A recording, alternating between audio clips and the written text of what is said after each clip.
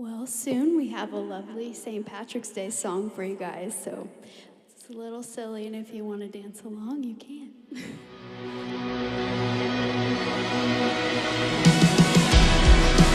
It's not this song, though.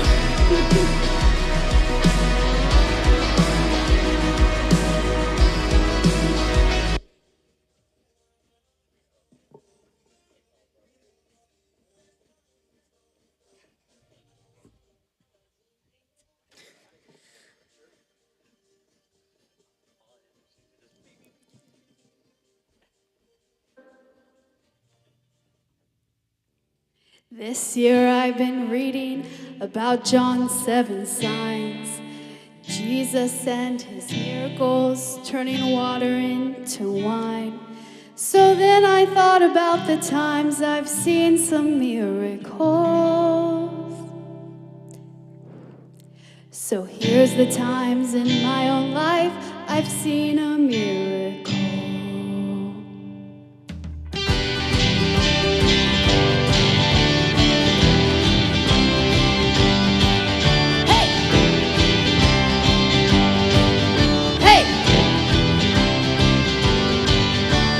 I always hate this time of year when I have to pay the tax. I always hope but never seem to get my money back. I sent them off in March even though it was my goal to get them in by August, so it was a miracle. Oh, lighty-di-di-di-di-di, lighty-di-di-di, lighty-di-di-di-di-di, it was a miracle. I went down to my in-laws to have a lovely meal, even though every time it is the same old spiel. It was that time of night when things got political, but we kept it civil, which was a miracle. Oh, lighty-di-di-di-di-di, lighty-di-di-di, lighty-di-di-di-di-di, it was a miracle. I started out one morning down at the DMV. I got down there by 8 so I could leave by 3. And then the lady called my name and oh, my heart was full. It only took 6 hours, so it was a miracle. Oh, lighty-di-di-di-di-di, lighty-di-di-di, lighty-di-di-di-di-di, it was a miracle. My calendar reminded me it's time for our spring break, the time of year our family spends money that we make. We got back late last night and our bank account was full. Kidding, I just bounced a check, that would be a miracle. Oh, lighty-di-di-di-di-di, lighty-di-di-di, lighty-di-di-di-di-di, it was a miracle.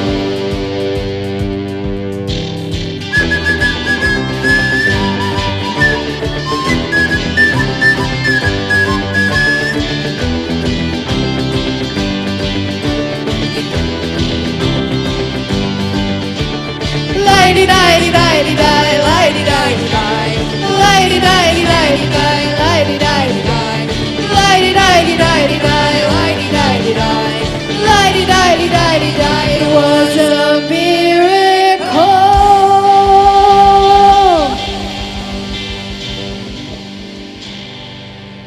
Woo! You'll have to excuse me. I had a lot of caffeine, so I have like unintentional jazz hands this morning.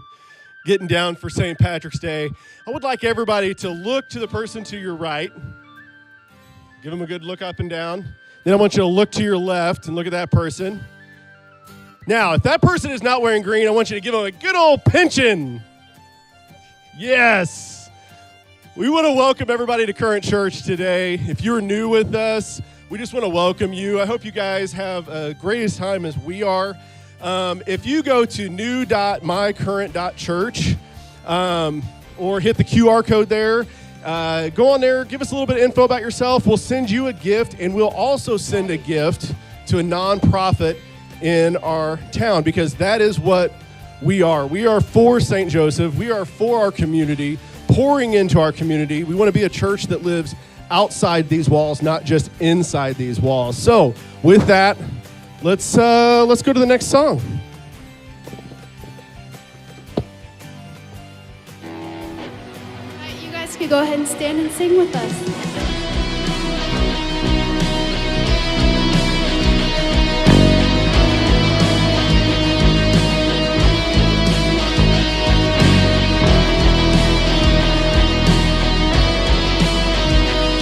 would have told me all of the ways that one day God would choose to use me, how He would pour out on me blessing after blessing, I'd say you're crazy if you would have told me how many times I'd feel His kindness and His mercy.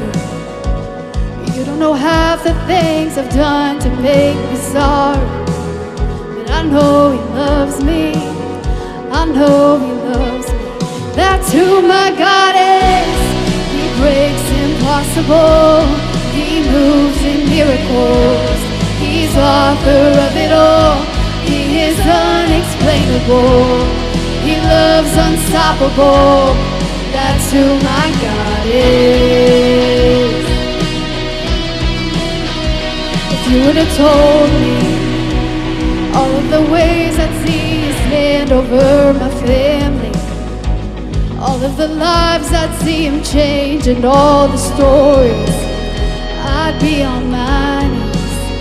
And if you would have told me how many times you showed the enemy was bluffing, how many giants He would slay like they were nothing, oh, I'd start jumping. That's who my God is. He breaks impossible. He moves in miracles. He's author of it all. He is unexplainable. He loves unstoppable. That's who my God is. Higher, higher and higher, higher and higher. Your thoughts, your ways, your love, oh God, are higher, higher and higher, higher and higher. All glory, praise, oh God, we lift you higher, higher and higher, higher and higher. Your thoughts, your ways, your love, oh God, are higher, higher and higher, higher and higher. All glory, praise, oh God, we lift you higher, higher and higher, higher and higher, higher and higher. That's who my God is. He breaks impossible. He moves in miracles. He's author of it all. He is unexplainable. He loves unstoppable. That's who my God is. He's beginning and the end. He's my Savior, He's my friend. He's the only, He's the one. Father, Spirit, and Son. He's the power over sin. That's who my God is. That's who my God is. That's who my God is. Whoa, that's who my God is.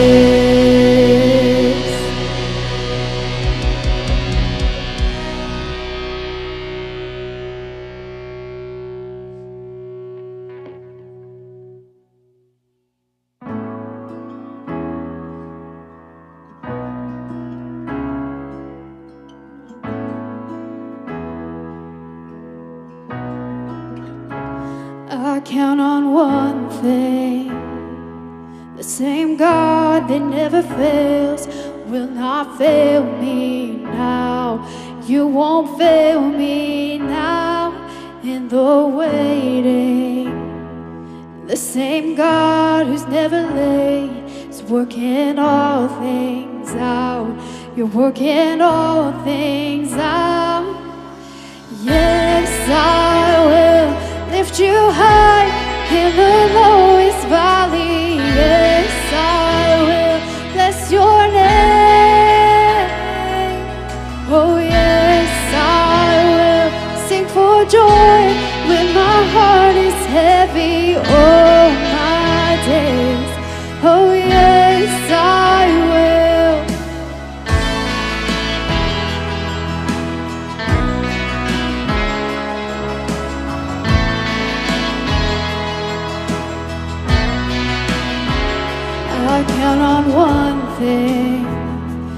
same God that never fails will not fail me now. You won't fail me now in the waiting. The same God who's never late is working all things out. You're working all things out. Yes, I will lift you high in the lowest valley. Yes, I will bless your name. Oh yes, I will sing for joy when my heart is heavy all my days. Oh yes, I will for all my days. Yes, I will, and I choose to praise, to glorify the name of all names that nothing can stand against, and I choose to praise, to glorify the name of all names that nothing can stand against, and I choose to praise, to glorify the name of all names that nothing can stand against, and I choose to praise, to glorify the name of all names that nothing can stand against. Oh yes, I will lift you high in the lowest valley. Yes, I will bless your name. Oh yes, I will sing for joy when my heart is heavy all my days. Oh yes, I will for all my days. Yes, I will for all my days. Yes, I will. So this past Wednesday, Melody said yes, she will follow Jesus for the rest of her life. And today, we would like to share with you guys that video of her being baptized.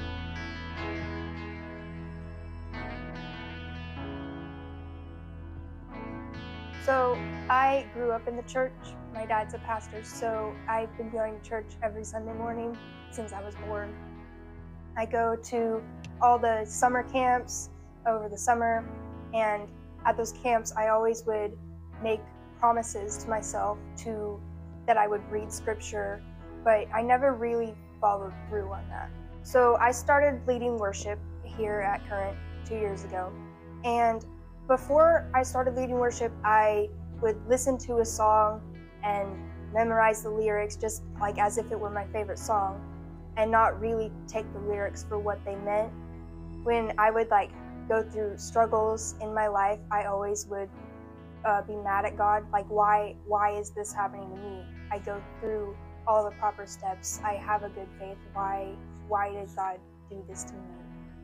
This last August, I had some health issues, and I ended up in the ER.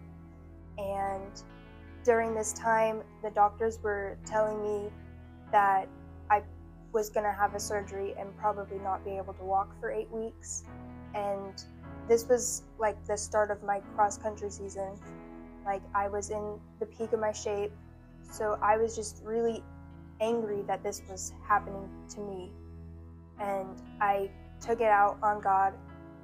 I wondered why would God do this to me? I started to pray while I was in the hospital because that's what I had always been taught to do. And as soon as I decided to let go and let God take care of it, I got the news that I would be let out of the hospital. Then that very next Sunday, I was leading worship and we sang "I've Witnessed It," and the lyrics I really had an emotional attachment to the lyrics because of what had just happened to me. God put it in the plan to have me lead that song that day, knowing that I would need it. And ever since then, I've realized that all of these songs that I've been singing connect in some way to what is going on. I enjoy listening to worship music, like when I'm just in my car by myself, and I just have a playlist on shuffle, and somehow randomly the shuffle just plays the songs that I need to hear that day, and I know that it's God doing that for me. God sent Jesus down on the cross to die for me so that way I can be forgiven of my sins and get to go to heaven. I'm getting baptized today to show that I'm giving my life to God and will allow Him to take me.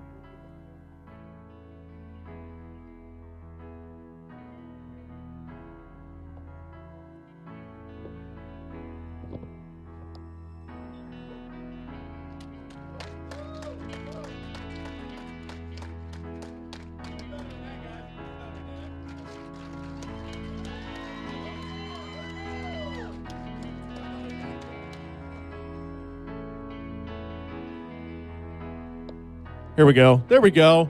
It said it was green, and then it wasn't. So anyway, no, we're so excited for Melody, and I had the privilege of witnessing 3 of the baptisms we did this last week, and you know, we know that baptisms are just an outwardly expression of something that's already happened inside, and we just want to come along those people and continue praying for them because we know Satan likes to attack us, and and that's why we pray for each other. That's why we're here for each other. And baptisms are such a great time just to show something that's already happened inside. And we're just so excited for Melody and the other 2. We got some more videos that we'll be doing over the next few weeks, I believe, showing some of those baptisms. But can we give her one more round of applause? Yes. Yes. Baptisms are so great. And if you are interested in maybe getting baptized or have some questions about that, you can go to baptisms.mycurrent.church or hit the link up there, or you can come and find somebody that looks familiar or safe to talk to if you want. We can give you a little bit more information about that, walk with you with that, talk with you about that. We'd love to help you through that. Also, Easter. Who's excited for Easter? You're not as excited about Easter? Come on, yeah! So we want to invite you to invite others to come to the Easter service the last Sunday of this month.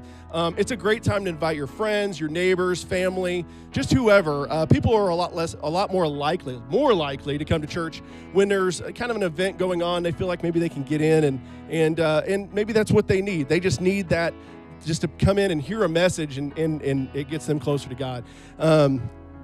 With that, I'm going to take you to this video that's going to be coming up here right now.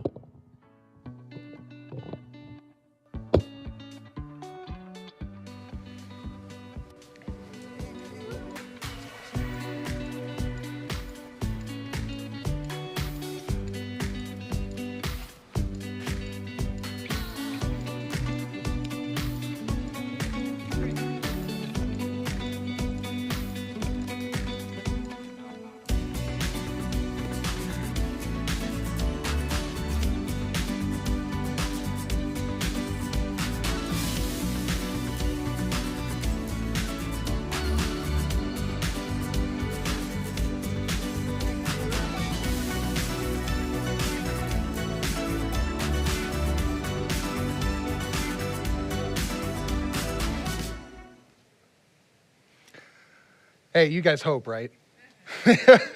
you guys hope I'll only take 35 minutes. Just saying, if you guys were here last time I was up here speaking, I guess maybe I should be talking like this. No, I'm just kidding. I'm not doing that today. But if you guys were here for Super Bowl Sunday, I had 5 minutes and I went over. So let's see what I can do with 35 minutes, right? Hey, those of you who guys are online right now, I want to say welcome. Thank you guys for allowing us into your room, or maybe even your hotel room, looking at you, Ben. So, hey, and those of you guys who are here, thank you guys so much for coming in. It's so great to see you guys be able to meet here in St. Joe during this time. You know, one thing I love about Current is we have a group, and the group here that we know that Christianity is not just about what we believe, but what we do with what we believe. Right? It's so good.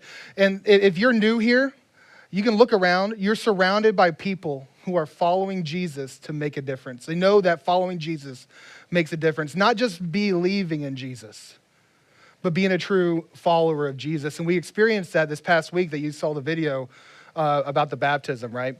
So we experienced that just last week, and you guys are going to want to be here for the next few weeks to see those other baptism videos because they're great. So it's no secret that I would say that I love the local church. I'm here, I'm a part of it, so I really love the local church, but not just talking about this church, but what the local church does for the community, right? So I grew up very heavily involved from about 7th grade on, and when I was going to church on Wednesdays, on Fridays, at Friday night services, Sunday morning, Sunday night service, Bible studies. Every chance I could get a part of church, I really wanted to be in it because I loved it so much. But being in there, you get the best of church, you get the worst of church, right? Like there was times where growing up, I'd come out of a worship service that we were in or any kind of music, and I was like, man, I really felt God moving. Woo, that was good. And then there's other times where I walk out and I'm just tired. I kind of wish I would have slept in. And I hear other people saying, man, I really felt God moving. And I could think to myself, the room was just full. It was a full room.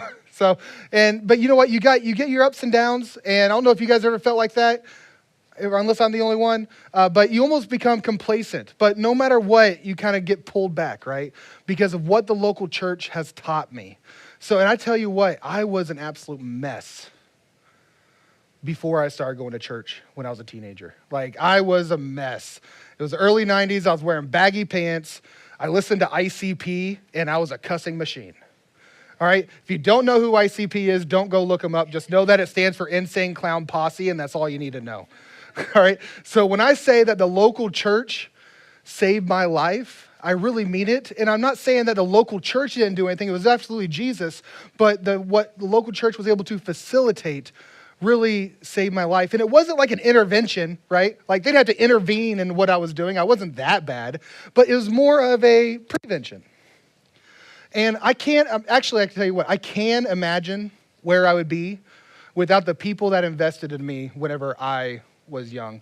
Whether it was my youth pastor, or whether it was, there was a lady in the church that would drive me everywhere because I started going to church before I could drive. And she would drive me to church every Wednesday night, every Friday night, just so I can go because my parents wouldn't go to church. It was just me.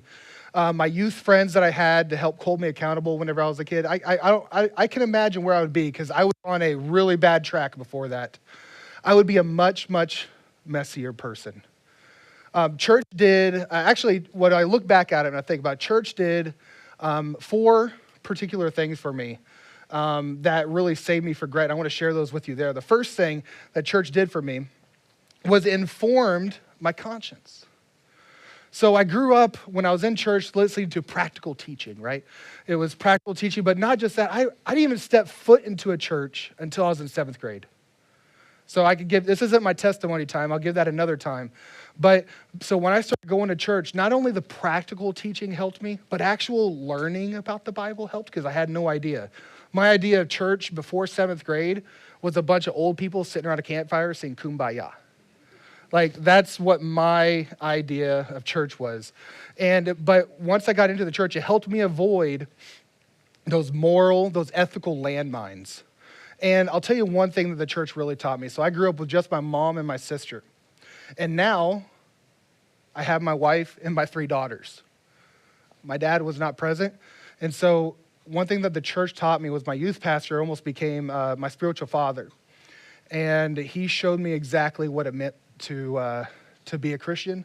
But one of the biggest things he taught me was that anytime I'm around women, whether or not I was young and had girlfriends or whatever, or even now as with my wife, that I need to treat women like I would want someone to treat my mom and my sister. And that was huge for me because I grew up watching my mom beat on. And so I carry that even forward to today, and I'm thankful that I was taught that because I now have 3 daughters of my own. It taught me not to mistreat others, not just women, but you just be a good person, right? That's something that's definitely taught in the church. And a second thing that the church taught me was it instilled a sense of purpose. It taught me that I was created on purpose and for a purpose, but guess what? I am not that purpose. Huh. Who would have thought that? It taught me that God had a plan and that whenever I would pray, when I should be like, God, show me your plan. Not my will, but your will be done. That was all taught to me in church. And today I still pray that. God, your will be done in my life. God, you guys, whenever you pray, those pray that I only pray when I want something, right? And you're like, oh, can I please have this? I probably won't do that again, but can you please just do this for me? That'd be really great. And really, what we never do is we never say at the end of that, but God, your will be done. Not my will, because I can tell you what, sometimes unanswered prayers are really good things because we don't know what's absolutely best for our lives, right? And there was times in my life where I was like, hey, God, I'd pray, can you show someone else that plan? Because I got my plan figured out. As I'm going to here, I know what I want to do, when I want to do, and how I want to do it. But what I learned stuck with me, and I'd always come back to it, and God, your will be done in my life. There was a time I wanted to move away from Missouri. Glad that didn't happen. So the third thing that we have here is that the church served as a window into God's activity in the world. This was huge. I'll be honest, I don't know how I would have been able to see what God was doing around the world without the church. So I grew up in a very small town in northwest Missouri called Rosendale, population 186 people. So if I grew up in northwest Missouri, no church, small town, I probably would have missed the fact that God is moving in the world, not just here locally. As an example of this, so starting at about my 8th grade year, I think, our church, the day after Christmas every year, they would take a mission trip to Mexico. And we'd leave here and we'd drive all the way to Mexico from Maitland, Missouri. And we would drive a whole team down, and day after Christmas until about January 3rd through the 6th, just however it fell down. So from 8th grade all the way up until 2 years into college, I didn't even spend New Year's in the States. My New Year's Eve was always in Mexico. And the things I got to see, that the church gave me that window into God's activity in the world, was that I've seen poverty here. I grew up poor, but I've seen poverty, but I've never seen, until I went to Mexico, huts that are built by cardboard. I've never seen someone coming with a broom and sweeping their dirt floor to sweep dirt out of the house on a dirt floor. That stuff was wild to me. And the best thing of all, I got to see what God was doing. We would go to orphanages and just take gifts down there, right? We'd take gifts and be open-handed and take gifts down there and say, you know what, God loves you. And to see the looks on the faces of the kids in Mexico, whenever you just go down there and love on them, just give them a gift. Maybe they didn't even receive a Christmas gift that year. And just give them a gift and say, we love you. It was awesome to see what God was doing through the kids whenever we were putting a roof on a church. And then we went down there, a bunch of gringos walking around dressed as clowns, doing human videos and skits and trying to make them all laugh. By the way, I think human videos need to come back to the church. I'll lead it. I love it. If you don't know what it is, you're missing out. If you guys grew up with human videos, you know what I'm talking about. So there's funny thing here is the funniest thing that happened on my first ever mission trip to Mexico. I want to tell you guys a story because it's absolutely hilarious. So a person was leading that, and his name was Aaron. And he went to Bible college, and so he came back and led the mission trip with us. And he said he was at Bible college at Christ for the Nations Institute, which is also where I attended. Christ for the Nations is called that because they literally have nations represented at the school. It's in Dallas, Texas, and there's about 53 different nations represented with the student body. And one of the people that he had a friend with, his name was Omar. And Omar was from Africa, and he had a really gruff voice, and you couldn't really hard understand a word that he said. So he drove Omar up to Wendy's, and he allowed Omar to order. And this is the story that he would tell. And Omar would go up there and go like, I want a cheeseburger, a French fry, and a chocolate frosty. All right, now you guys understand now when we order here in normal Missouri talk, it's hard enough to understand what the person is saying on the other end. Are you guys following that? Now imagine the frustration that's happening with Omar and the person talking. She couldn't understand a word he was saying. I'm sorry, I don't know what you're saying. And she's like, I want a cheeseburger, a french fry, and a chocolate frosty. Crickets. Just like that. And she's like, I'm sorry, you got to repeat it. It was like, and finally, this went on about 4 minutes, and Aaron said he was with him, and he goes, the man wants a frosty. And so, but what the greatest part about that whole story is that was told every single day we were down there, and the missionaries we were with thought that the Mexicans would want to hear it too, but they speak Spanish, right? But we had a translator, and I got to witness that whole story with all the man wants a frosty, and animated, translated into Spanish. And I got to hear it in the Spanish version for the first time. That reminded me. And that was the first time I realized that English is probably not God's only language. So another thing that the church taught me was to be generous. Not just giving, right? Not just giving, but generous. I wasn't really taught this at home because we grew up poor and we were more of we received the generosity. So I know how much that meant to me. But to actually give, that was really hard. That was hard for something for me to grasp, but I was so thankful that the church taught me to be generous.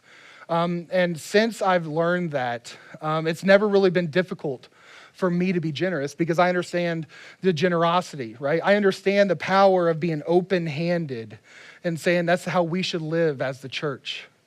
And you know what? It's never not difficult, not because I'm amazing, because I am, but it's because the church taught me to be generous and to have open hands. I remember my aunts and even my church relatives and my church family, everyone, they would give me money for that mission trip that I was just talking about every single year because I couldn't afford to go. That's expensive to go for about 10 days to Mexico and to have all those funds. So I remember they gave that to me. So I remember my first job was at Country Mart in Savannah. How many of you guys remember Country Mart in Savannah? I think I see a few of those. So I got paid $5.15 an hour. And I was probably about a sophomore in high school. And I remember my first check, I tithed for the first time in my life. And I felt so good. It felt so good. And one other time that I remember for generosity is that in the last church I was at here in St. Joseph at Restoration, I remember a young man in the church. He reminded me a lot of myself whenever I was young. And he was going to go to a summer-long retreat that he was wanting to get closer with God. And he was raising money, just as I had raised money for mission trips so long ago. And I remembered what that was like to have someone sow into mine. So I knew instantly. I talked to my wife about it, and we gave him $200 just to say, you know what? I want to give this to you because someone sowed into me, and I know what I became, and I know what God has done through me, so I want to be able to sow into you. I want to live open-handed. The church taught me that. And the church taught me, and I want to try to teach you this, is that the church taught me to give, save, and live in that order. So to give first, right? Save second, and then live on the rest. So it's basically give into God's kingdom, save into your kingdom, and then live on the rest. I'm not a financial advisor, but that's pretty good. So this is the very thing the church taught me. I've never thought about living on 100% of my income, or I've never done that, never even thought to do it. And I can say that with confidence. And you know what? I can even say this next thing even more so with confidence. And maybe your story is different, but I believe that following Jesus has made my life better and made me better at life. You know, we've adopted this. We started saying this a lot at Current Church. I know you've heard this a few times probably. And you know what? I got to thinking about my own Christianity, my own faith. I could give evidence for the resurrection if you asked me about it. I could give evidence for my faith. But at the end of the day, if someone came up to you and said, why are you a Christian? Well, I figured you could have a little elevator pitch, right? And that's basically what this is. It says, following Jesus has made my life better, has made me better at life. Jesus has made me better. That may sound selfish if we just stopped right there. But right here it says, and made me better at life. It's because it's taught me not to be selfish. So I love the local church. Even with its failures that we've had, when we're not perfect, right? The local church is not perfect. We've probably had hurt stories from the church. We probably have those from the different inconsistencies or the somewhat strange part of the local church. I'm sure you guys, I guess if you've met me, I guess I'm a strange part of the local church. But church is not just good for me. Church is not just good for you. Church is not just good for us. Church is good for the community. Church is good for St. Joseph. Church is good for the world. You know, it says that the church is God's agent of transformation. That's why Jesus launched the church in the first place, because the church is God's agent of transformation. Personally, with my story, your story, you guys all have different stories. Culturally, so we've seen that impact evolved, impact a big picture locally and globally, around the world. Crawford Loritz once said that the church represents the destination at which culture needs to or should arrive. So whenever we are one anothering right, you know, we've talked about one anothering. We should be good to one another, right? When we are doing one another right, when we're loving our community, we are representing Jesus, right? When we live open-handed and transparent, we represent what culture should be drawn to. For the sake of this generation, for the sake of this next generation, the church must be healthy. But in that healthiness, it needs to be outward, right? We're not just thinking inward. It needs to be outward. It needs to be authentic, relevant. We need to be facing the correct way. We need to be real. And that's the goal of Current Church. We want to be outward facing. And I'll tell you what, that's not easy. It's not easy to be thinking outside. It's not easy just to be thinking about, we want to be for St. Joseph. We want to be for those people, because even in our short life here at Current, where we've been a church, the gravitational pull for a church is the pull towards what I call insiders. Were you guys with me there? So you guys think of a church, we've probably all been in churches like this, and it's not bad, it's just easy to do, is you want to sing the song of the Mimi bird over and over, me, me, me, me, me. And we want to think of just us. You know, hey, you should come to our church. Come here. And when they come here, we're saying, hey, I'm so glad you're here. We have all these really cool events and everything. But instead, that's the natural gravitational pull for the church to pull inward, which is the reason why we so desperately need to be outward focused. We want to be focused on unchurched people. And that is what we are trying to do here at Current Church. That is why we are part of network churches all across the nation that is determined not to be inward focused and not to be selfish, but instead we need to be focused that the church must be on mission and it must be on message. On mission, meaning the mission is that we are going to make followers of Jesus to all nation. I mentioned this earlier, not just believers. It's easy to believe. There's many people out there that believe in Jesus. But we want to encourage and equip you to be a follower of Jesus, no matter where you are on your spiritual journey. And on message. The message is that God so loved the world that he gave his self. That's the message of Christ. That's the message of Christianity. I am more passionate than ever on this subject because I know what, we're not perfect. We're not perfect, but I'm so much for this community and for St. Joseph. What really makes me mad, I hope it makes you guys mad too. And I've been guilty of saying it. You're probably guilty of saying it too. But if you guys heard the terms when you hear something bad happen in St. Joe and you think that's St. Joe's finest, let's take that out of our mouths.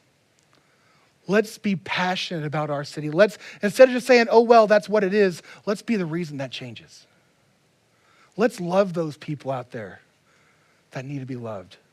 We're not perfect, but I believe that God has positioned us in this community right now for this time to spread this message that God is here for all people, no matter if you're a follower or not, and for all time.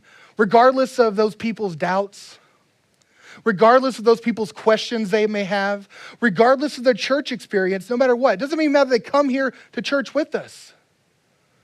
We're here for them because we care about them. So we're entering political season, right?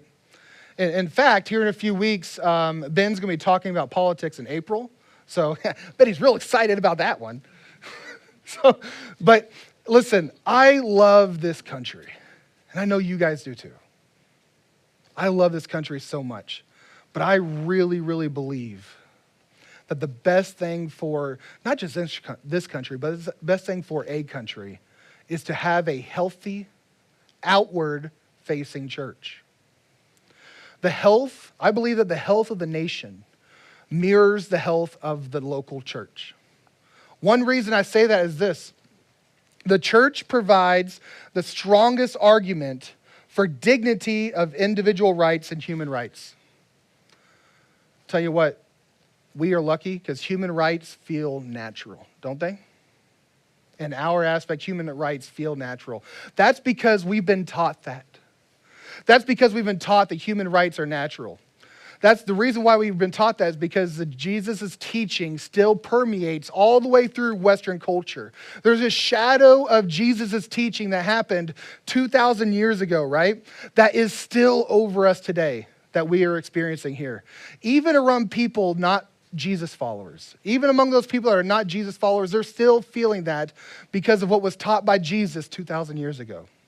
It was Jesus and it was the early church who taught everyone who they came into contact with bears the image of God, and that we should have respect for them for that. That was Jesus' teaching.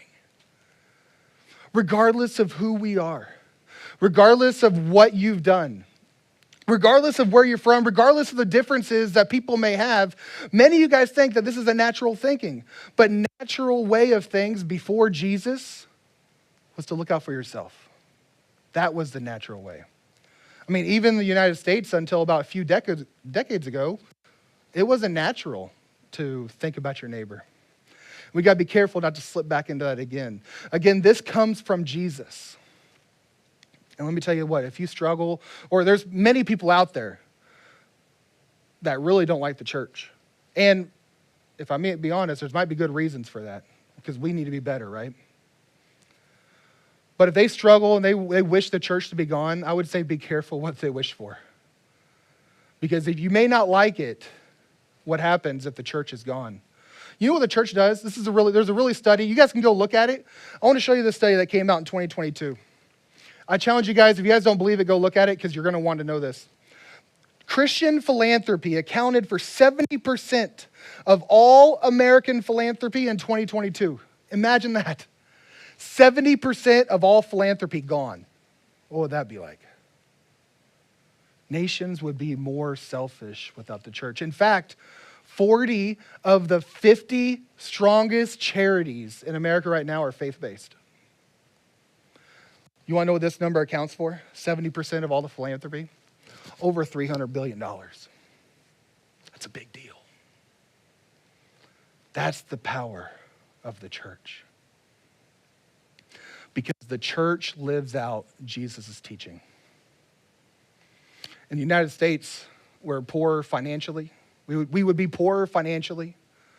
We would be poorer ethically and morally if that disappears. You can go to the next slide for me, Gideon. This is what we're doing for St. Joe. This is why it's so important that we know that we are for St. Joe and St. Joe matters right now. This is why we should ensure that even our finances are strong and we're making a community difference here in St. Joseph. Because we really can't change the world, right? But we can change this community by just giving them love.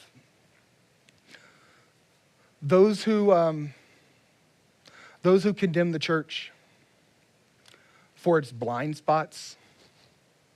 Sorry, Philip Yancey here. Philip Yancey wrote a book called Vanishing Grace. And I want to read you this little snippet from Vanishing Grace. Those who condemn the church for its blind spots. Blind spots? Yep. We have blind spots. In the church, we have blind spots. We're not perfect by any means. I'm not here saying that at all. But you know what's really interesting about the church? You know what's really interesting about Christianity is that we have a self-corrective mechanism built in. That's the teaching of Jesus. Whenever we have those blind spots, we have the teaching of Jesus to pull us back in. By gospel principles, arguing for the very moral values. Those who condemn the church for its blind spots do so by gospel principles, arguing for the very moral values. What's that saying? In other words, it's saying the arguments that they use are based off Jesus' teaching. They don't even realize it because it's been taught this whole time. That was introduced to the world by the church. And so we said by the gospel, they're originally set loose in the world. And you might talk to Philip and you say, Philip, well, do you have any examples of these? He's like, yeah, sure, I got tons of them. Here's the examples right here. Human rights, civil rights, women's rights, minority rights, gay rights, disability rights, animal rights, all of these, the success of these modern movements. And the reason why they're called modern movements is because it's not been moved before. Movements reflect a widespread empathy for the oppressed that has no precedent in the ancient world. If you were to look back on history, if you're a history buff, you would know that. Before Jesus introduced these things and the ideas, in fact, it was quite opposite before that. He goes on, it says, classical philosophers considered mercy and pity to be character defects. Imagine that. You imagine mercy and pity being a character defect? They believe if you have mercy or pity, you're weak, you're emotional, you are foolish. They thought that, contrary to justice, they thought that why should I care for this person when they don't have anything back to give to me? Why should I give to this person when they are not going to give anything back to me? And anyone who would do that, anyone who have mercy or weakness, they're weak or they're stupid. And you know what? We may think now that that's just innate, that's natural. But history proves otherwise. These were all learned. Contrary to justice, he goes on to say, not until Jesus did that attitude change. Not religion. Religion didn't change the culture. I want you to hear this. It's not religion. It's the teaching of Jesus that changed this. And the church that implemented it is what changed the culture. Listen, what was not self-evident became self-evident to us because of Jesus and the church's teaching. In regards to this, you know what the government does?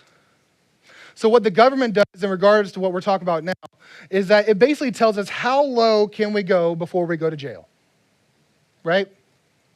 And the media tells us how low we've gone.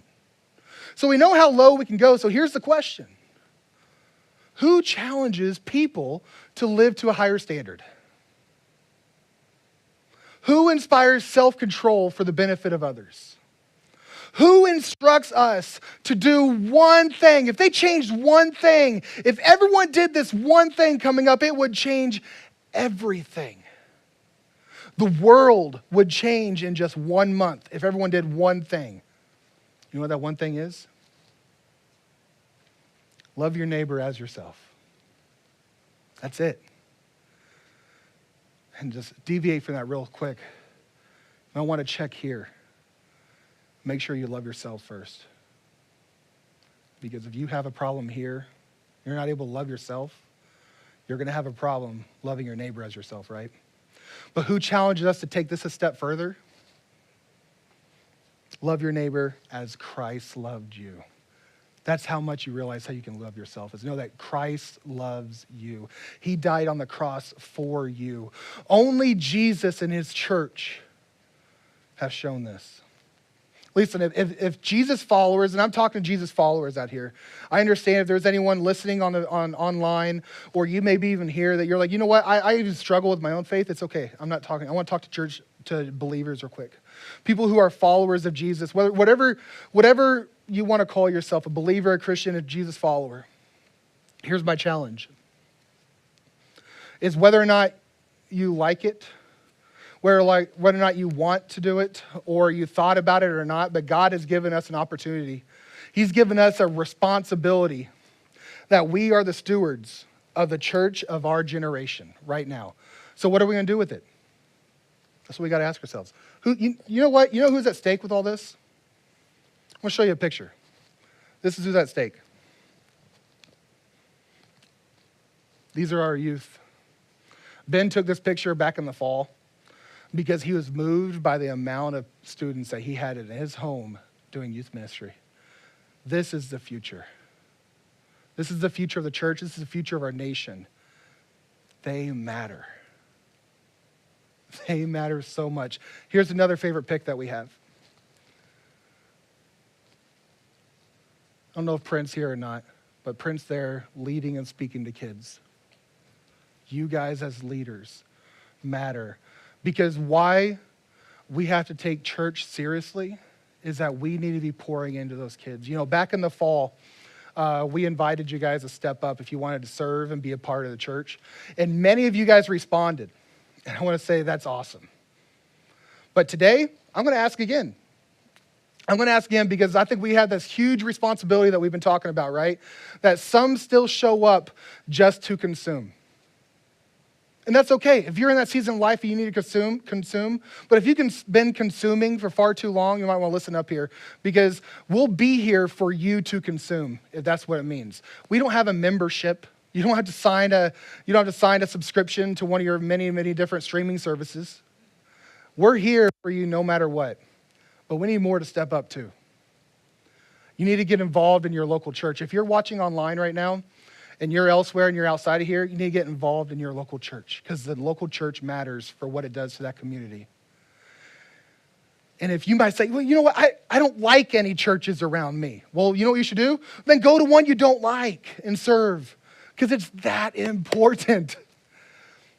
Listen, we don't want the church to go away. I know you don't want the church to go away. So I'm asking for you to get involved meaningfully, either with serving or with your finances or both.